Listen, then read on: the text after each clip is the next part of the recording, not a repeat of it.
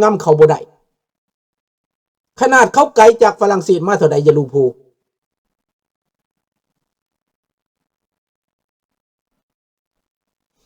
แมนคำเบ้าถือ200 ปีกว่าตอนนั้นข้าพเจ้าเคยเล่าให้ลูกหลานฟังแล้วว่าแก้วจะเอาเขมรไปเป็น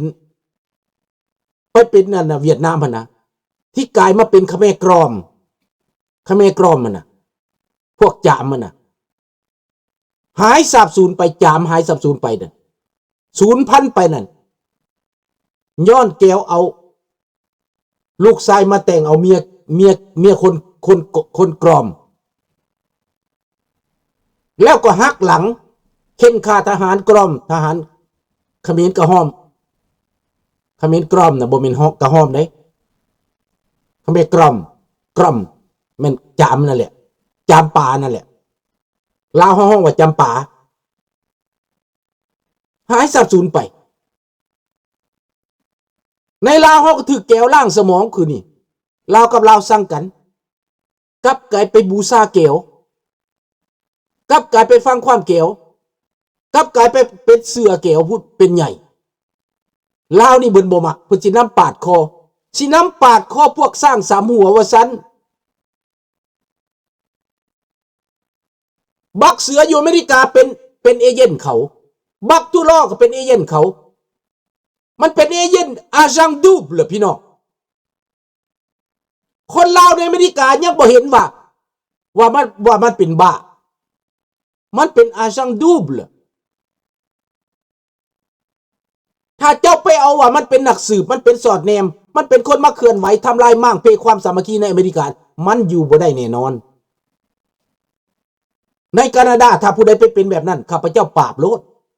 ข้าพเจ้าเอากฎหมายใส่โลดข้าพเจ้าไปฟ้องร้องรัฐบาลโลดถ้ามันเป็นอาจังดูแบบนั้นน่ะ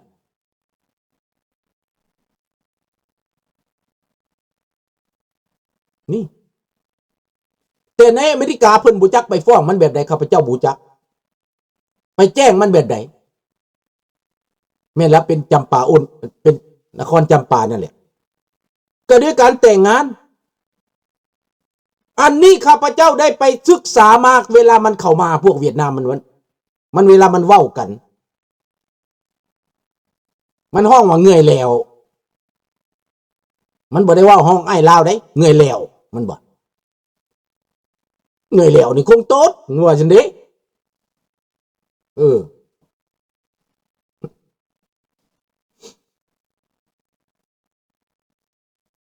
นั่นแหละทั้งแม่นเขาสิไกลปานไหนก็ตามอย่าลุงปูเสรีภาพเขายังมีอยู่คือเก่าคนเกเบกของมงเรียนนี่นะเขาภูมิใจที่เขามีเสรีภาพของเขาต่อสู้กับรัฐบาลกลางเขาสามารถตั้งผู้แทนไปอยู่ในสภารัฐบาลกลางเป็นพรรคได้สบายดีจังเห็นบอกพี่น้องอินทรงสู้แรงในตัวของเขาทั้งแม้เขาสิเป็นแขวงหนึ่งก็ตามเห็นบอกสิทธิ์เสียงของเขาตอบโต้รัฐบาลกลางพุ่นเขามีตัวแทนเขาตั้งบล็อกเกเบกัวไปนั่งอยู่ในสภาพุ่นในสภารัฐบาลกลางพุ่นไหนเห็นบอกเฮามีบอกผู้แทนที่ไปต่อต้านเขาน่ะบ่มีผู้แทนลาวไปต่อต้านในเวียดนามมีบอกบ่มีปากในประเทศลาวก็ยังเกิดบ่ขึ้นแล้วคันเขาบ่อนุญาตให้เว้าเจ้าก็เว้าบ่ได้แต่เสนอ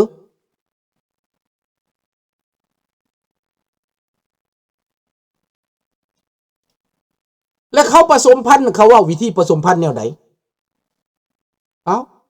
ลาวมี3 ล้านเขาสิคนเวียดนามเขามาเป็น6 ล้านเราเจ้านะเรา40เจ้านะเขาถอกน้ำใส่เราเจ้ามีลิตรหนึ่งเขาถอกน้ำใส่10 ลิตรเจ้าสิเหลือบอกความเป็นเราเจ้านะมันสิเหลือบ่เดี๋ยวนี้ความเป็นเราเจ้าจางไปจืดไปหายไปล่อให้เราเจ้าด่ากันพิษกันขาดความสามัคคีบ่เชื่อมั่นกัน ผู้ใดก็บ่เชื่อมั่นผู้ใดก็บ่ฟังผู้ใดบ่มีผู้น้อยบ่มีผู้ใหญ่บ่มีผู้น่านับถือแล้วเจ้าสิอยู่กันได้ในสังคมนี่เขาเป็นผู้สอนเจ้าแบบนั้นเขาเป็นผู้เปิดโอกาสให้เจ้าเป็นแบบนั้นแต่ว่าก่อนมันจะสวยเกินแก้ก่อนมันจะล่าหลังไปก่อนมันจะมดอยู่เข้าไปก่อนเขาจะตายจากโลกไปนี่ไปถ้าเจ้าบอกว่าความจริงนะถ้าเจ้าบ่เห็นความสำคัญกับบรรพบุรุษเจ้าคนสำคัญในชาติเจ้าเป็นไผคนสำคัญในบ้านเจ้าเป็นไผตระกูลใดเป็นผู้รักหมู่ในบ้านผู้พาตั้งบ้านเป็นไผหัวหน้ากลุ่มหัวหน้าเผ่าเป็นไผเขาถามหาโลดชาติใดก็อย่าทริบูนี่เป็นไผเป็นหัวหน้าทริบูมีโลดสัตว์ก็ยังมีหัวหน้าผูงข้าพเจ้าไปนั่งเบิ่งเป็ดเขาห้องว่าห่านน่ะนะในแคนาดานี่มันมาแต่ปุ๊บแต่อเมริกาใต้พุ่น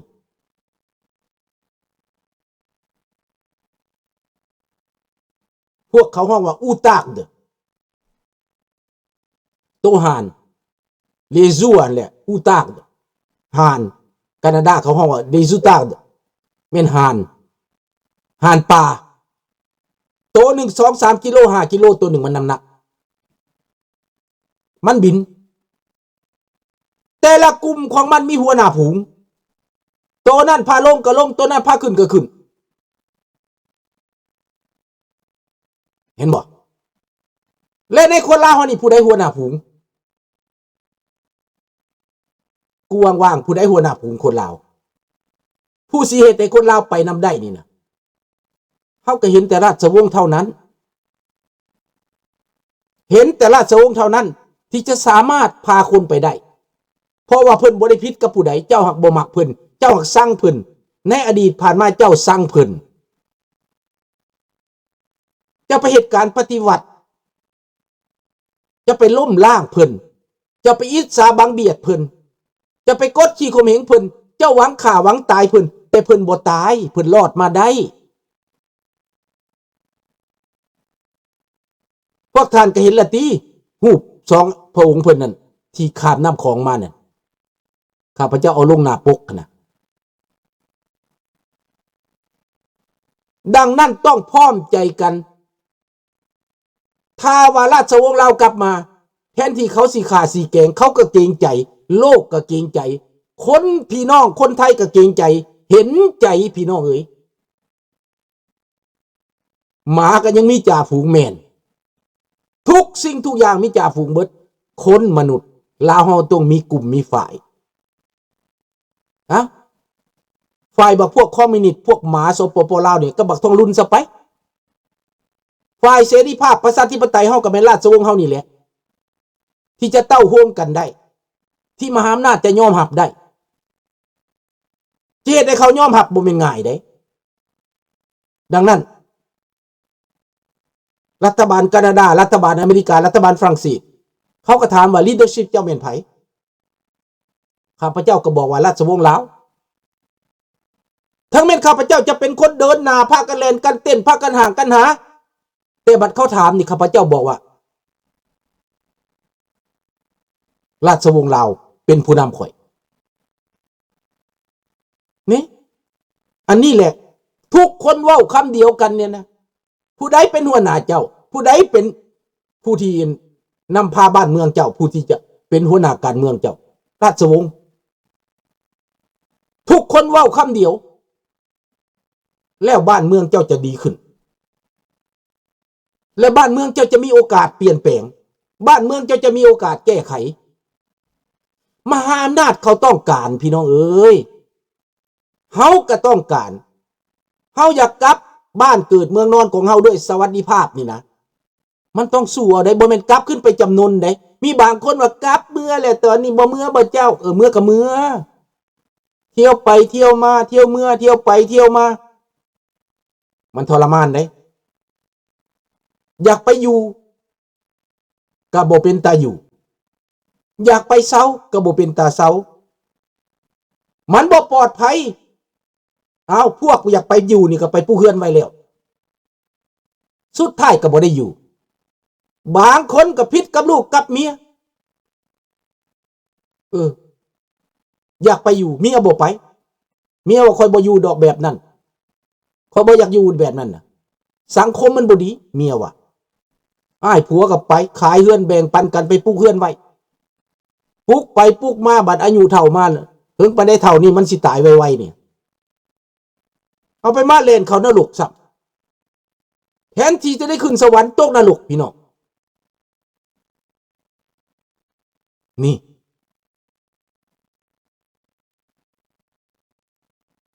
แม่แล้วเขาต้องถามลีดเดอร์เจ้าเป็นไผแน่นอนอันนี้นะดังนั้นพี่น้องบ่ได้ยากลีดเดอร์ของเขาคือราชวงศ์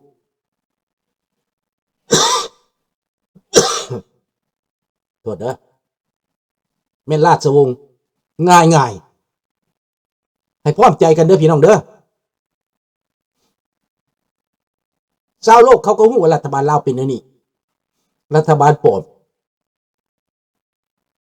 เขาฮู้แต่เขารอคอยประชาชนลาวตื่นหลงทางเฮาบ่รู้จักไอเดนติตี้เฮาบ่รู้จักตระกูลคุณชาติเฮาคนลืมชาติลืมตระกูลลืมบุญคุณบรรพบุรุษพ่อแม่ตัวเองเคยเลยตกละกรรมลำบากเทวดาลงโทษจำความพ่อความแม่ไว้เด้อคนบ่ฟังความพ่อความแม่ผีแก่เข้ามรดกถ้ามิตรลูกข้าพเจ้าบ่เข้าใจข้าพเจ้าเว้าคำนี้ข้าพเจ้าก็อธิบายให้มันลึกๆนั่งอธิบายเดี๋ยวนี้ฮู้ปานหยังฮู้คุณค่าของพ่อของแม่ปานหยังพ่อแม่อยู่น้ำเจ้าน่ะนะบ่ถึง100 ปีดอกพ่อแม่ตายไปแล้วพวกเจ้าสิห้องไห้น้ำหลังได้เจ้าบ่จักคุณค่าพ่อแม่ได้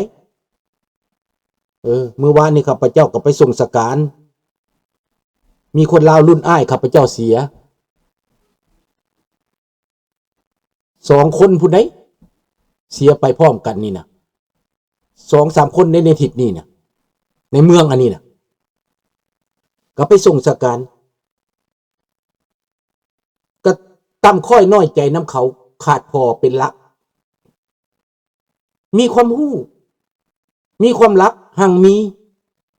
แต่ขาดพอไปแล้วก็เบาแล้วเพราะว่าเฮาบ่ได้อยู่ในประเทศเฮาอยู่ต่างประเทศขาดพี่ขาดน้องขาดญาติโกโหติกาขาดความอบอุ่นสิมีเงินพันเป็นล้านก็บ่อบอุ่นถ้าบ่มีพี่มีน้องแล้วอาศัยคนอื่นเป็นพี่เป็นน้องอาศัยต่างชาติเป็นพี่เป็นน้องมันโดดเดียวดายซำใดอำพลถามว่าลุงครับผมขอถามหน่อยถ้าบุญคุณผู้นำนี้สูงยิ่งกว่าอะไรครับเปรียบเทียบเท่ากับอะไรก็เทียบกับบุญคุณผู้นำนี่ที่ในเผ่าใดก็ตามจะเป็นยังกะยาใหญ่เหลือเกินนะล้นฟ้าพุ่นแหละถ้าบ่มีผู้นำแล้วบ่มีประเทศเขาต้องว่าบ่มีประเทศได้บ่มีเอกราชเขาก็จะเป็นอย่างเป็นเหยื่อถ้าชาติอื่นมาปกครองเขาก็เป็นเหยื่อเขาก็เป็นวิกติมเขาก็กินเขาก็จับกินคือสมมุติว่าพี่หาอยู่ในคอกไก่เนี่ยมันจะกินเจ้ายำไหนมันก็กินพี่หากินคอกไก่กินไก่เห็นบ่ล่ะถ้าบ่มีผู้ปกครองถ้าบ่มีผู้นำถ้าบ่มีผู้เก่งผู้ขามดังนั้นแต่ละประเทศเขาก็มีผู้นำมี leadership ในอเมริกาเขาเปลี่ยนกันทุก4 ปีผู้นำเขาทุก4 ปีเขาเปลี่ยนถ้าเขายังหมักต่อไปเขาก็เลือกต่อไปแคนาดาคือกันคันบ่หมักเขาก็เลือกต่อเลือกผู้ใหม่เขาต้องมีผู้นำเมืองลาวนี่เฮาบ่ได้เลือกบักซอนไซบ่แม่นผู้นำเฮาได้บักทองลุ้นก็บ่แม่นผู้นำเฮาเลือกก็เลือกบ่ได้เฮาบ่เลือกมันเลือกมาก่อนแล้วเลือกกับคนที่มันเลือกมาแล้วเดี๋ยวมันสิเลือกต่อไปปีหน้าบ่ก็มันก็เอาคนของมันมาเลือก